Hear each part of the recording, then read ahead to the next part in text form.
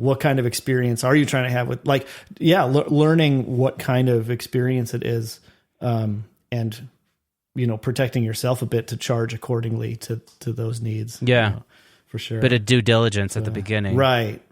Yeah, definitely. I've kind of veered more towards hourly at this point, given some of that. There are a few clients that that we've got a rapport with, and we know how we work, and we keep it on a track basis, and that's fine. But yeah, I was all track based before, and now I'm kind of veering back, like, just so that it doesn't get too out of hand with that stuff. I totally hear that. Yeah, I think it is overall better to charge globally if you can, but sometimes you just don't know, and it's just like, and it depends what the artists are like that you're working with, Yeah, like, as we're saying. Sure. What was I going to ask you about? Can you please tell the audience about your band, I Fight Dragons? Because that stuff is totally bananas. Yeah, it's a bananas band. So as you mentioned, we've been around for about 10 years, or 11 years, I guess, at this point. And we're basically like a straight up pop rock, sort of pop punk Weezer-ish band, but we incorporate chiptune. I was trying to guess that there was like Weezer in a lot of your influences. Sure. I was feeling Weezer. Our singer. So thanks for validating. The singer that. And main songwriter, Brian Mazzaferri, he's a big fan of like Weezer and Fountains of Wayne is like a big influence on him, and so he applies a lot of that to the writing. So, but the kicker is that we incorporate chiptune into the sound, which is like music that's made on Nintendos and Game Boys. Basically, like, people hack the sound cards of these old consoles and use them as synthesizers. So, there's this nerdy element to it. A lot of the songs are kind of like, I don't know how to explain it. There's a lot of just like generally epic, saving the world or like going your own way kind of themes in a lot of the music and stuff like that. And like, we always dress up in, like, we all have our own logos and our own, like, each of us has like a color kind of thing. And it's like very Japanese. It's very Japanese. Yeah, totally. So there's sort of like a superhero-ish theme to what we do. It's a little bit less now. It's a bit more color-based than like explicitly like superhero-ish. But we used to wear like Justice League t-shirts. Like, I was the Green Lantern, just every show, like Green Lantern t-shirt, all the way. So, but not. What's your main role in the band, by the way? Yeah, so I play lead guitar and backup vocals. And we used to play like Nintendo controllers on stage. Like, we had them rigged up as MIDI controllers to trigger samples off of the chiptune parts that we would write. And it was a major hassle, and it never really worked, and it always kind of sounded weird. Like, are there sample libraries for that kind of stuff now? I'm sure. Well, there are plenty of there are plugins that emulate all these devices and stuff. And they're really simple synths, but I suppose they have their little hardware idiosyncrasies and stuff that they get down. But so the way that we do the chiptune for our band is Brian writes the chiptune parts on a Game Boy. There's actually a cartridge called Little Sound DJ that you put it in just like a game, and you turn it on, and it essentially turns the Game Boy into a step sequencer with I think there's 4 different waveforms and a noise channel. And using that, you can just like basically just write the parts out. It's kind of like, I don't know if you remember the old Nokia phones where you could write your own ringtones with the you basically will like type in the note in the range. Yeah, that sounds so vaguely familiar. Yeah. Oh my God. Like around like maybe 2000 or so, like the old brick Nokias. It's almost like that. Oh, it's like God. it's like the event list in Logic or something. Like you just kind of like choose what note, what what waveform or noise at what time, and then like you can write some envelope stuff with it and everything. But so he writes all that stuff in the Game Boy, and then we play it into Pro Tools and record it there. So when we would play it live, we would take those parts and edit them up, and then we could assign like a note or a bar phrase or something to one of the controller buttons. So on stage, I'll be playing guitar, and then like in the bridge, drop the guitar, pick up a controller, and like hit the A button to play like a certain phrase of the chiptune and that kind of stuff. And it never really worked that well. It's weird to incorporate human feel and human error into these chiptune sounds, because it's sort of like ooh, that's a little bit off, or like, so it can make some stuff kind of funky, but we just do it all. We have it all sequenced now, you know, when we play live, but still do use all the Game Boy hardware and everything for the chiptune, like writing and recording.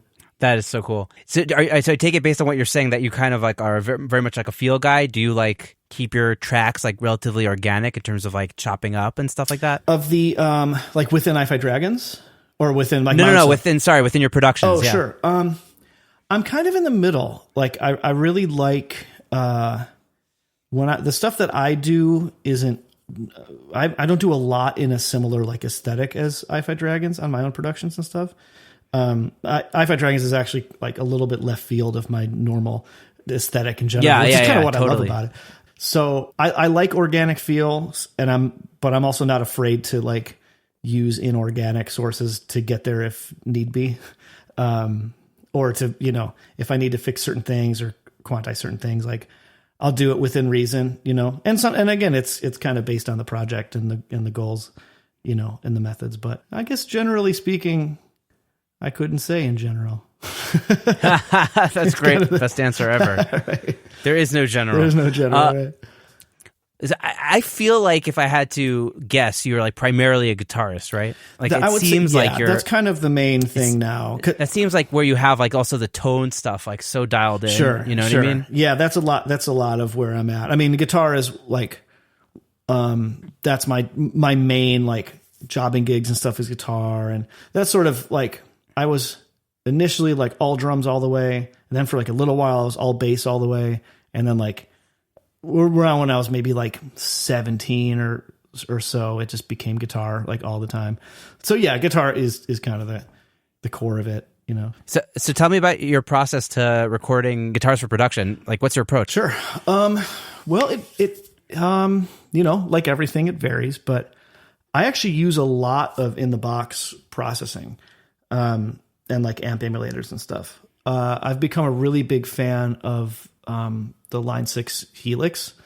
I picked one up for my wedding gigs, like just the hardware pedal one, and found it to be like pretty incredible sounding and amazing feeling, and like just way more responsive and versatile than like anything that I've played like that before it. And then I found out that they make a plug-in version of it called Helix Native.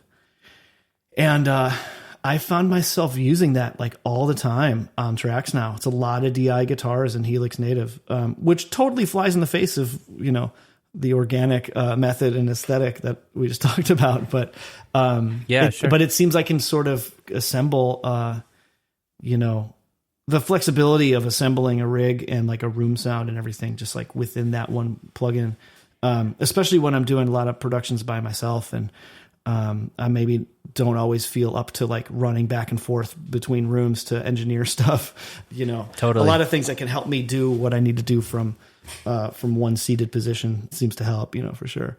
So yeah, so it's a lot of the tones are assembled there, but I still definitely, if I need some real room to happen, or if I really feel like I need to push some real air or get real feedback and stuff like that, you know, I still definitely throw an amp in the live room, especially, and, you know, get some space around it. But yeah, as far as, I guess you're wondering also as far as just like the production process of like deciding on tones, or yeah, sure, like whatever you feel like sharing. I just thought you like on the new EP, just the guitar tones are super tight. Cool, thanks. So just curious how you went about doing it. Sure. Yeah, I mean, I've picked up a lot from the Hi-Fi Dragons recording experiences actually, because we've done a lot of unique stuff over the years on different records, and that's where I fell in love with like the DI fuzz sound.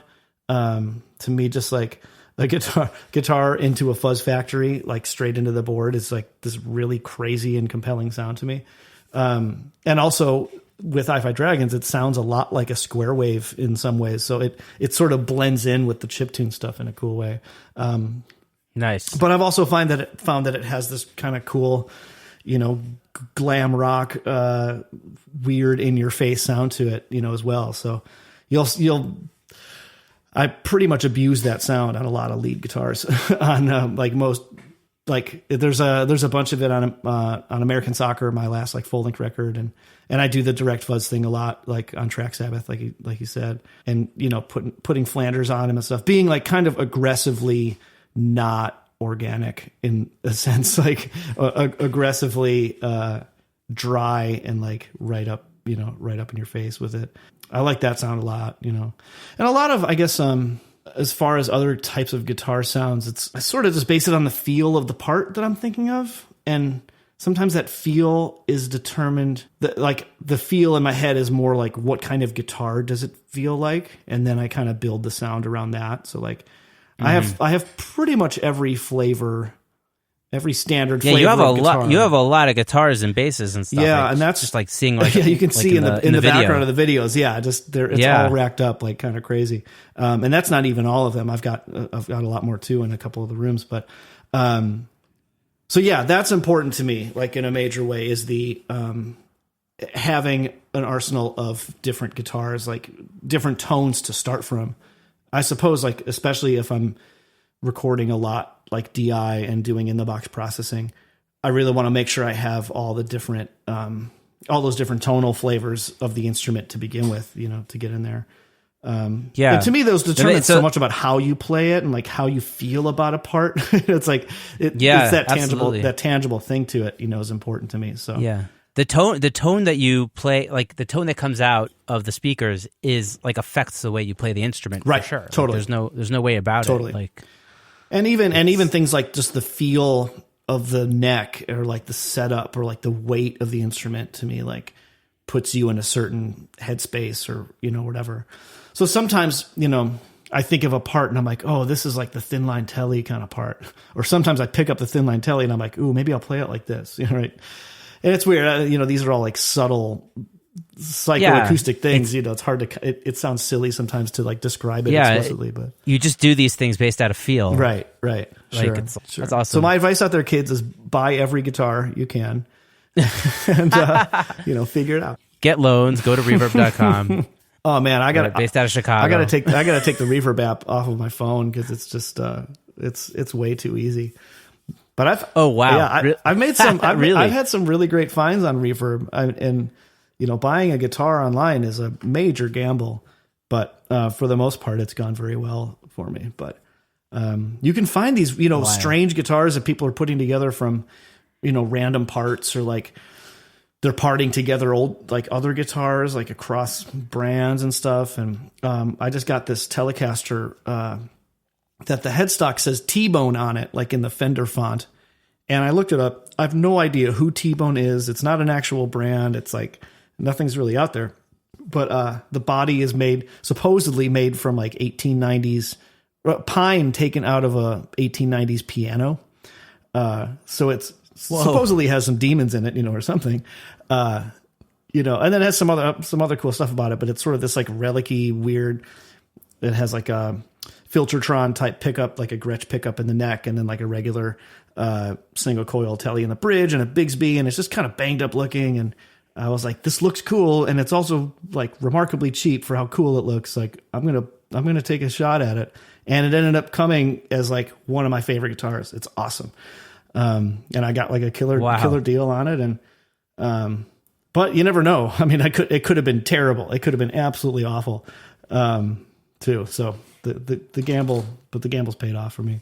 That is crazy. I think you can. I think I play that. I do. I use it on the "Don't Leave a Thing Behind" video. You'll see the leads, the black Telecaster I'm playing on that. That's T-Bone. So my friend John and I, every time we pick that up for track, we go, T-Bone. Hey, T-Bone. So who's T-Bone? Who's T-Bone? I'll never know. It's like Telecaster Bone. I don't like something. What's his name? Burnett? T-Bone Burnett. Yeah. He's like a famous producer. Yeah. You could definitely make some T-Bone tones on T-Bone. On the T-Bone. Yeah. Put on the neck pickup, use a ton of really deep tremolo, like, and like a lot of room. Oh yeah. T-Bone all the way. All right, man. We'll post a link to that video so people can see what that guitar looks like. Cool. So do you have any practices to stay fresh and creative in the studio space? Oh, that's a good question. For me, kind of just trying to, I guess, keep the clientele diverse it kind of forces the issue a little bit, you know, having people who have different creative goals and stuff helps, you know, for sure. And yeah, kind of just trying